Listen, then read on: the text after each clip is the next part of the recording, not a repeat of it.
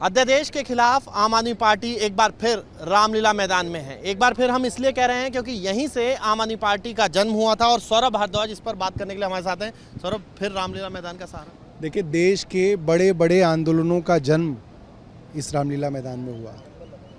JP Narayan ने, लोकनायक JP Jayaprakash Narayan ने अपनी जो गूंज है वो यहाँ पे जो है शुरू की। लाल बहादुर शास्त्री ने जय जवान जय किसान का नारा रामलीला मैदान से दिया और पूरे देश में वो नारा गूंजा।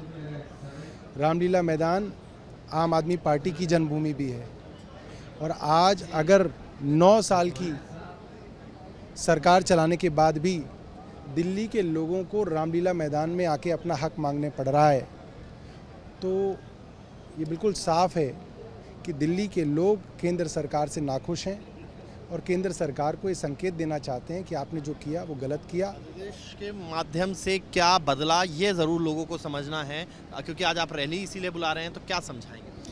देखिए, आप इस चीज़ को इस तरह से समझ सकते हैं कि जितने भी अफसरशाह हैं, जितने भी नौकरशाह हैं, जितने भी ब्यूरोक्रेट हैं, केंद्र सरकार ये कहती है कि वो अरविंद केजरीवाल की नहीं सुनेंगे, वो केंद्र की सुनेंगे, मगर सरकार अरविंद केजरीवाल चलाएंगे।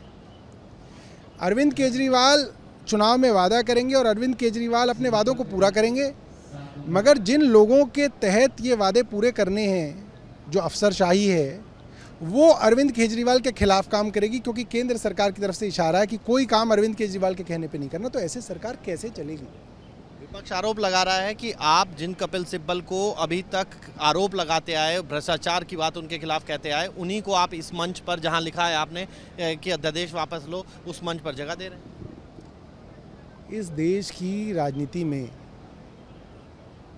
हर दल किसी दूसरे दल के खिलाफ राज्यों में चुनाव लड़ता है, केंद्र में चुनाव लड़ता है और जो कुरीतियां, खामियां दिखती हैं उसके बारे में लामबंद होता है।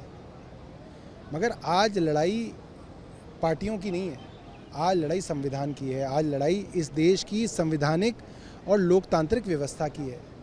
अगर आज छोटे छोटे विपक्षी दल आपस में लड़ते रहे तो इस देश में लोकतंत्र खत्म हो जाएगा। फिर किस चीज़ के लिए लड़ोगे? चुनाव खत्म हो जाएंगे इस देश के अंदर। आज केंद्र वहाँ बढ़ रहा है। जी, आपसे आखिरी लेकिन महत्वपूर्ण सवाल है, क्योंकि सर्विसेज डिपार्टमेंट आप ही के पास है। ऐसे में सर्विसेज में ही कई ऐसे चीज़ें हो रही हैं, चाहे एफआईआर तक की बात हो रही है, आपके सेक्रेटरी, विजिलेंस सेक्रेटरी एफआईआर करा रहे हैं, आप लोग शिकायत, आपके पास शिकायतें आ रही हैं। क्या चल रहा है असल में, चल क्या रहा है सरकार में? देखिए, केंद्र सरकार पुलिस और दिल्ली सरकार के विजिलेंस के माध्यम से पूरी दिल्ली पर कब्जा करना चाहता है। विजिलेंस के स्पेशल सेक्रेटरी के खिलाफ ढेरों शिकायतें आ रही हैं। कई शिकायतें भ्रष्टाचार से संबंधित है, कोई शिकायत उनके ओबीसी सर्टिफिकेट से संबंधित है, कोई शिकायत किसी एससी कैटेगरी के आदमी के बारे में के साथ दुर्व्यवहार करने से संबंधित है। कौन जांच करेगा इनकी? क्या विजिलेंस खुद कहाँ जांच करेगा अपनी? ये तो संभव नहीं है। पुलिस के अंदर कोई रिपोर्ट कराता है तो आप उनके खिलाफ ही पुलिस के माध्यम से रिपोर्ट कराने लग जाते हैं। तो ये जो डराने धमकाने का जो चलन है, ये किसी अधिकारी का नहीं है, ये सीधा केंद्र से आ रहा है।